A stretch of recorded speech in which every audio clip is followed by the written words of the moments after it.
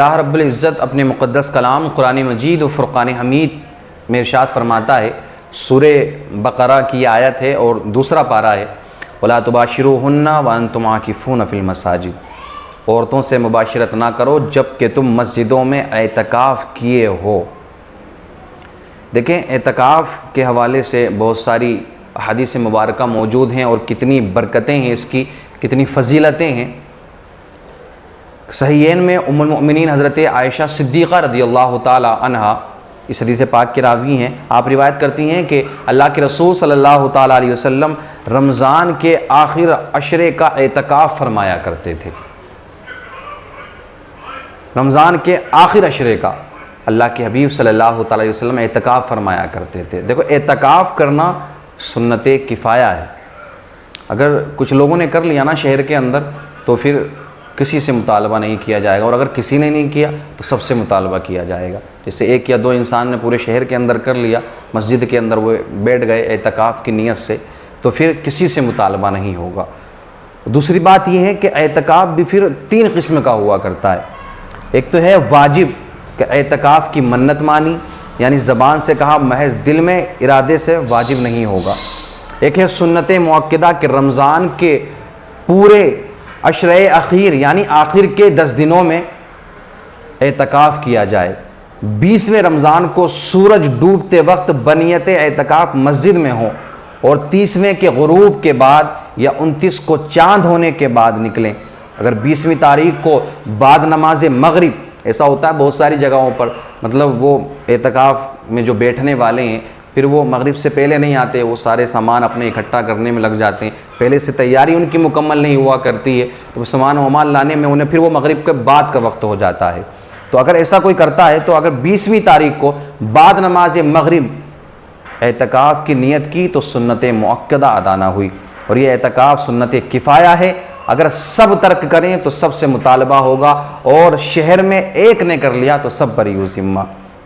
اور ان دو کے علاوہ جو تیسری کیٹیگری ہے اعتکاف کی، وہ یہ ہے کہ اعتکاف کیا جائے وہ مستحب اور سنت غیر مؤکدہ، یعنی آپ مطلب رمضان کے علاوہ اس کے لیے روزہ شرط نہیں ہے، لیکن جو اس میں اعتکاف کیا جاتا ہے رمضان کے مہینے میں، بہت سے لوگوں کو یہاں تک دیکھا جاتا ہے کہ وہ اعتکاف میں تو ضرور بیٹھ جاتے ہیں لیکن بیٹھنے کے بعد بھی روزہ نہیں رکھتے ہیں۔ تو رمضان المبارک کے مہینے میں جو اعتکاف کیا جاتا ہے اس میں روزہ رکھنا بھی ضروری ہے، اور رمضان کے علاوہ آپ اعتکاف کرتے ہیں تو وہ مستحب ہے، آپ بیٹھ جائیں، اس کے لیے روزہ کوئی شرط نہیں ہے۔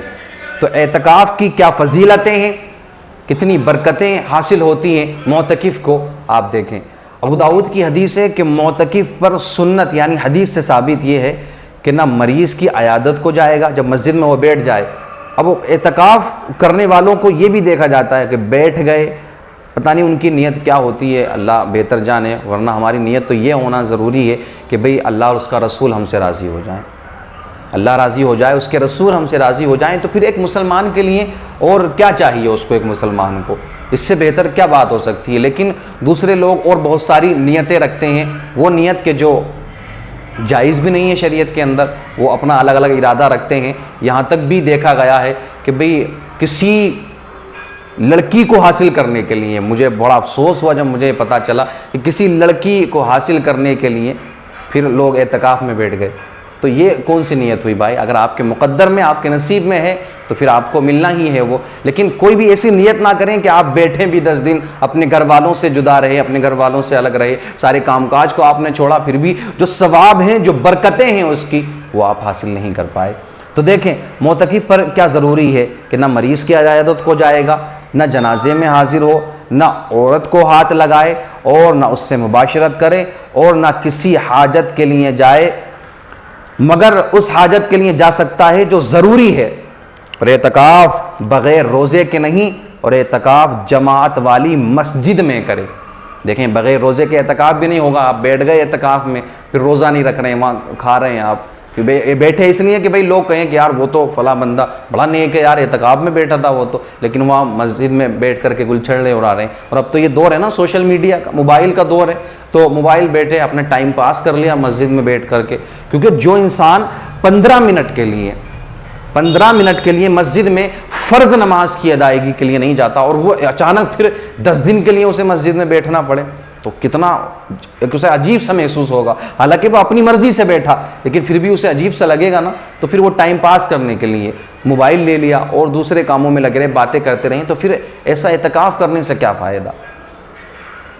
بھئی اعتکاف میں آپ بیٹھے ہیں تو پھر مکمل آپ کو نیت کرنا ہے، ان سارے کاموں سے آپ کو باز آ جانا ہے جس کا شریعت نے ہمیں منع کیا ہے. کہیں جانا بھی نہیں ہے بلا ضرورت، بالکل بھی نہیں آپ کو کہیں جانا ہے. جب ہم